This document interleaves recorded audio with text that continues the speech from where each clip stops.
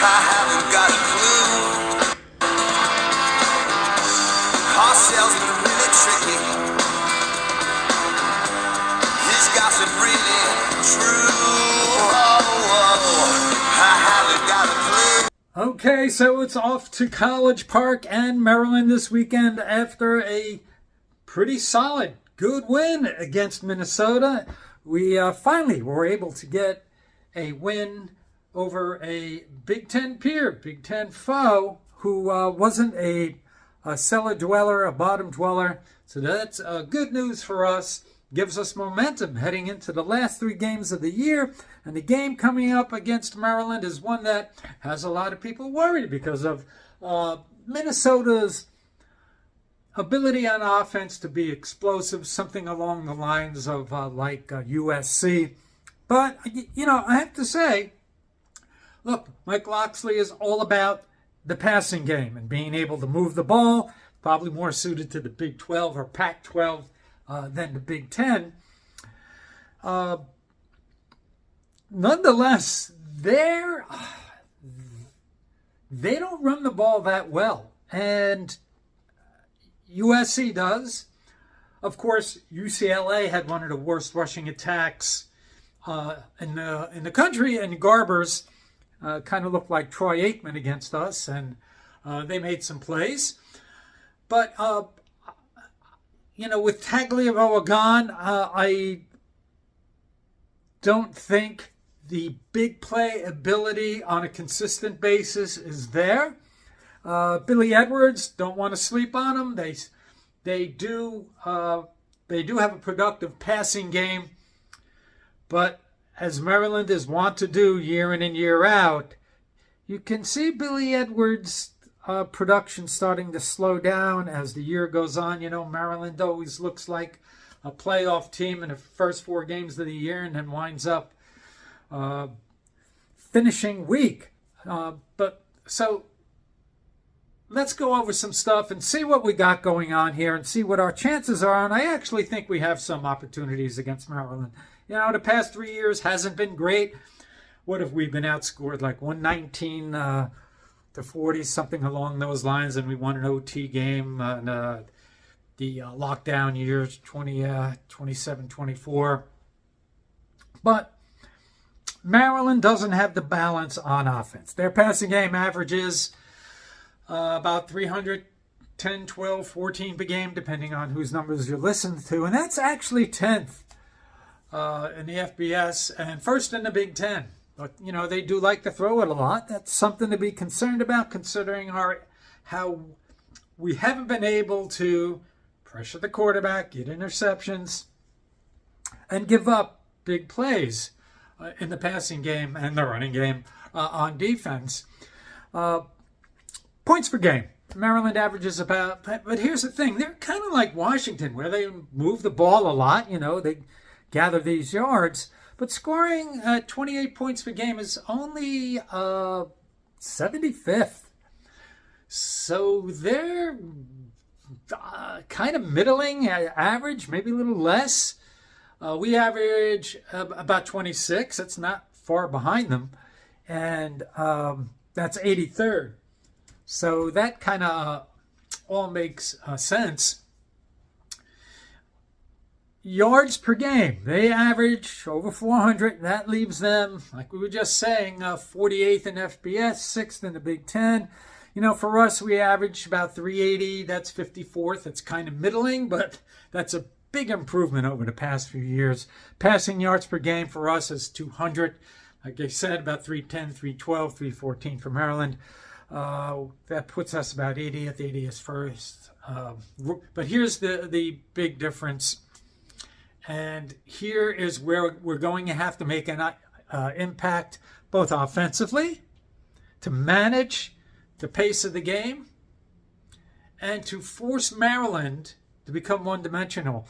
It's rushing yards per game. We average about 175, 79, whosever numbers you listen to. And that leaves us about 54th, so that's pretty strong. Maryland only averages about 110 per game, and that's 111th and 15th in the Big Ten. We know what they want to do. The challenge for us is don't let a team that doesn't rush the ball very well, like UCLA, get big plays against you, and don't allow a one-dimensional team to be able to move the ball against you. You stop them on first or second down, and then they're throwing, a wheel route or a screen pass. Guy's wide open, breaks a big play. And the plays that they do make in the passing game have now put you behind the 8 ball. We can let Edwards have some pass completions, sort of like Will Rogers at Washington, but manage the pace of the game and do what we need to do. They protect him pretty well. He's only given up 16 sacks. Maryland's only given up 16 sacks. We've only given up 15. Both teams do a pretty good job at protecting their quarterback. So we're going to have to,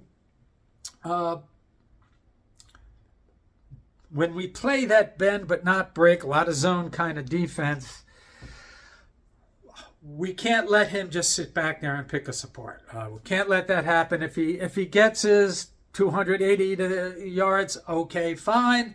But as long as at the end of the game on the scoreboard we're ahead, that's all that matters.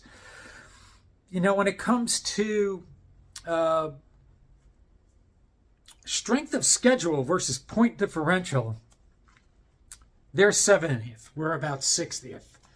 So we do a little better in that category, even though their strength of schedule is 21st and ours is about 39th. But Maryland, they had the one big 1-point win against USC, 29, 28, 28, 27, whatever it was. But other than that, they have not had any wins that you could point. Virginia, they lost to Michigan State, got pounded by Minnesota. I mean, there were some games in there where they just didn't show up. Your best win now, and we would have taken a win against USC, but their best win is against the 4-5 USC and a Virginia team. So even though Maryland has been a daunting task for us to compete against during the Tagliavoa years, I think that if we look at this in the way that we kind of looked at and managed Washington and Will Rogers, we have an opportunity for success. We should have had more success against UCLA and Garbers. We were just not ready for that game. So I'm not as worried as some other people, but, big win. Now you're going on the road. Your availability report, we don't know what's up with that just yet. Coach just said Tyreem's about 85%, even though he was on the field and made some plays. A lot of guys still not dinged up, and if you're not at a full strength, 100%, against a productive passing attack, that can create some problems. So let's go through some stats. Billy Edwards, 66%, 2,520 yards, 14 touchdowns, 8 interceptions. Not too daunting. Interception percentage is about 2.2. You look at Athan, 148 for 275, just under 54%. And 12 touchdowns, 6 interceptions. But if you account, I did some math on Athan and dropped passes. If you count the drops, depending on which ones you think were absolutely on the receiver, which ones were absolutely catchable, he'd be in the 60 to 63% range. So although Maryland has a proficient passing game, their edge isn't necessarily that far ahead of us. If you look at Brosmer, I think his percentage also is around 67, 68%. Billy Edwards, 66%.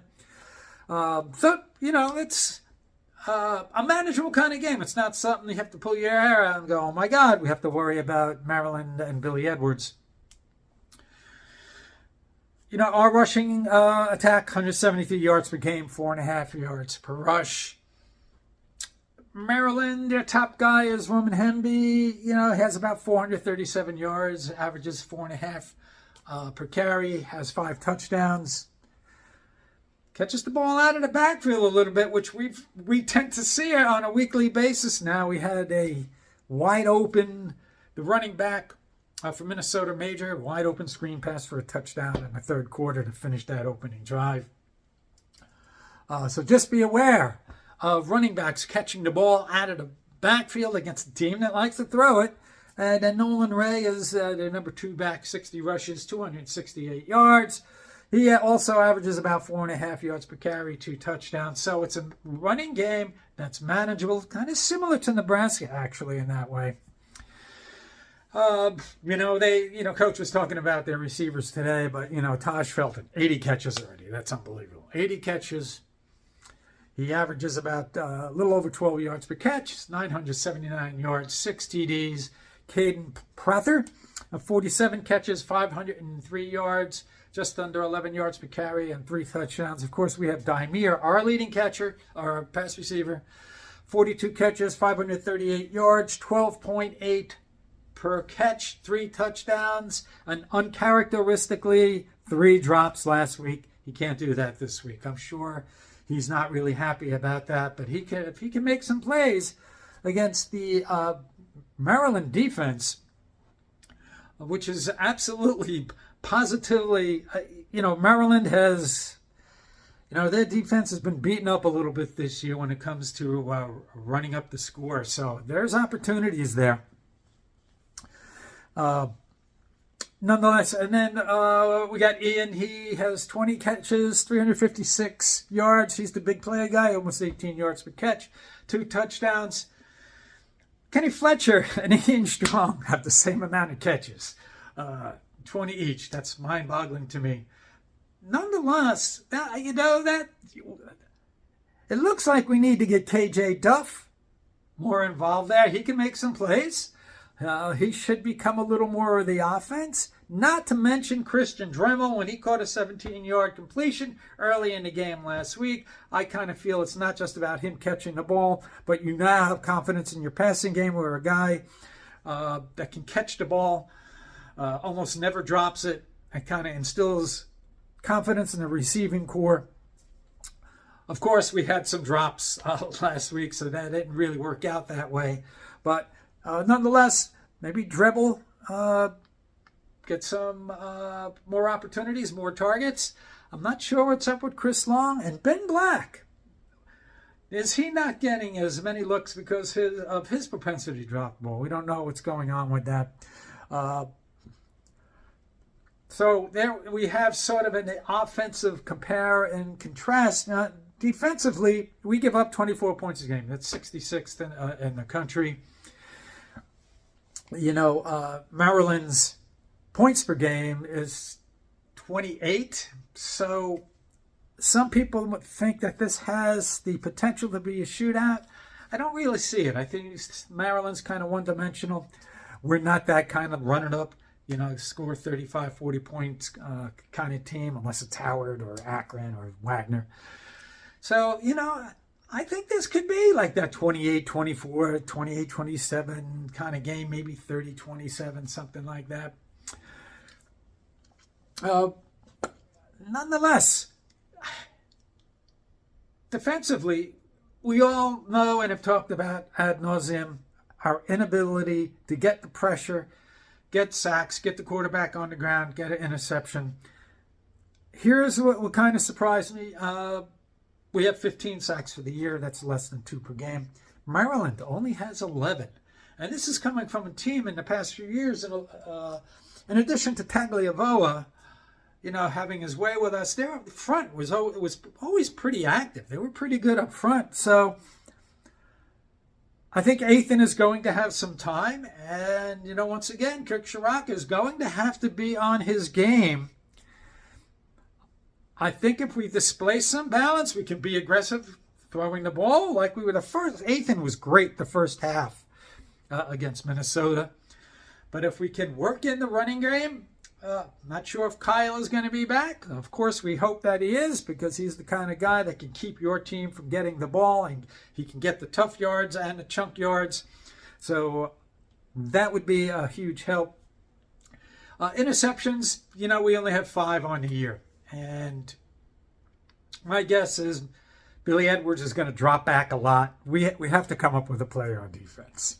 We had a couple big plays against Minnesota, and that Tyrene Powell play kind of changed the trajectory and the outcome of the game. we're going to need something like that. We can't let him sit back there. We have to make something happen. Strip sack, interception. He's not immune from, he only has 8 interceptions, but, he only has 14 touchdowns, too. His numbers aren't that dissimilar from Athan's. Tackle for loss. This is something that we've also kind of struggled with a little bit. We have 37.5.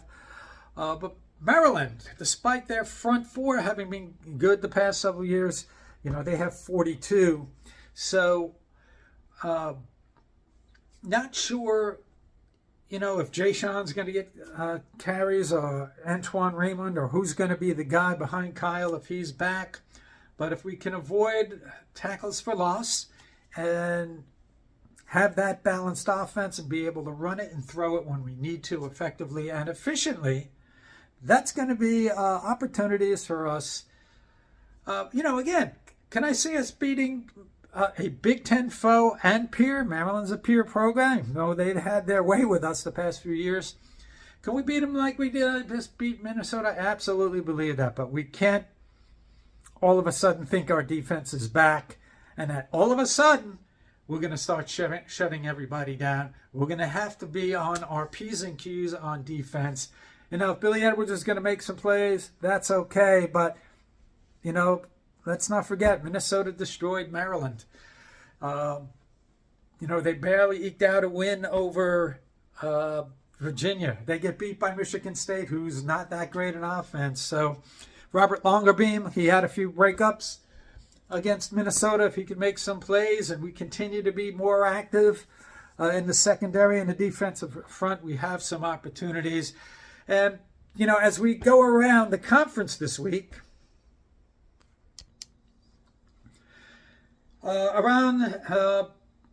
just a quick preview of the Big Ten this week. There aren't really any big games. We're now 5-4. I absolutely, if we can get to 6-4 next week at Maryland, I think this bodes pretty well for us, because now we're establishing a pattern of being able to match up with our peers. We get to a bowl game. Maybe there isn't pressure to play guys that are really dinged and really banged up. But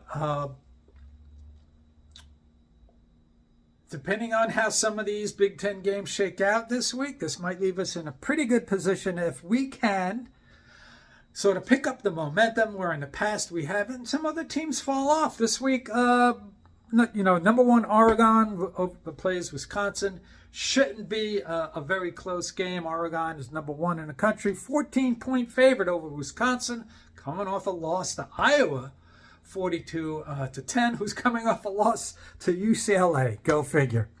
So in a sort of middling conference, once you get below the top 3 teams, there's opportunities for us to move up the ranks. We're 2-4? 2-4 in the conference right now? I'm not sure off the top of my head. Number 2, Ohio State, 20.5 point favorites over Northwestern, who surprisingly is 4-5. They beat Purdue, who's struggling. They're 1-8. Beat them 26-20. Ohio State beat Purdue last week 45-0. Number 6, Penn State. They are 28.5 point favorite over Purdue. They beat Washington 35-6. I'm kind of surprised Washington really wasn't in that game at all. But, Penn State should come away with a win there. Purdue most likely going to go to 1-9 as a 28.5 point underdog. A game that's probably going to might be the best game as far as being a tightly contested Big Ten game, and that's 6-3 Illinois versus Michigan State. Illinois is a 3-point favorite. Illinois' last loss was to Oregon, 38-9. Michigan State lost to, they got blown out. I was surprised that it was a 47-10, whatever it was. So if Illinois, Michigan State quite capable of pulling out a 24-21, 2017 kind of win. Illinois drops to 6-4. I think Michigan State, what would they be? Like 4-5, 5-5 maybe. I'm not sure, but there's a tightening of the middle class in the Big Ten. So it'll be some opportunities for us if we can go on the run to be just below the top of the heap in the conference. And then we have Washington as a 3.5 point favorite over UCLA. Now Washington's 5-5. They last lost to Penn State 35-6, and of course UCLA has won 3 in a row over Rutgers, Nebraska, and surprisingly Iowa. They beat Iowa 20-17. They're 4-5. So at the end of this game, one team's going to be 5-5, another team's going to be 5-6, and so you have a lot of middling kind of teams. Not the dominant kind of Big Ten conference that we would have thought. Nonetheless, opportunities for Rutgers to move up. I'm not as worried about Maryland as some. Availability report, especially on defense, will be really important, and how well we do against Maryland. If we can carry that momentum, carry the healing process of getting better, feeling better from some of the bumps and bruises that we've had, and kind of let Maryland be one-dimensional. Let Edwards get us 270, 280 yards as long as we show some balance, can get the ball. We were 4 or 5 in the red zone. Should have been 5 for 5. That interception shouldn't have been called an interception at 8th and through into the end zone. The defender's foot was clearly out of bounds. Nonetheless, finish drives, have some balance. If Kyle is back, I'm feeling good. This will be a competitive game, and it won't be a 42-24 loss or that embarrassing 37-0 loss a couple years ago. That was just like the worst loss ever. And I think we get to 6-4. This could be a better than expected ending to the season. Let's see how this shakes out. And then I'll be watching the availability report. And everybody enjoy the rest of your weekend. We will see you the next time.